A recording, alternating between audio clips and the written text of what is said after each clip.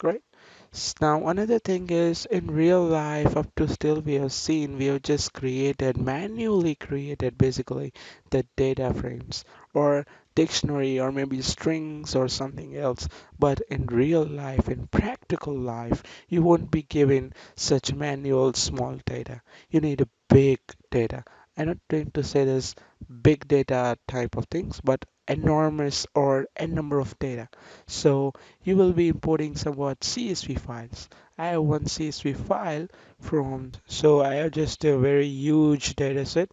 It's comprising of some NBA and I just picked it randomly. So let's move to the code. So you have to just write PD, that is pandas.read CSV function. You have to just write the location.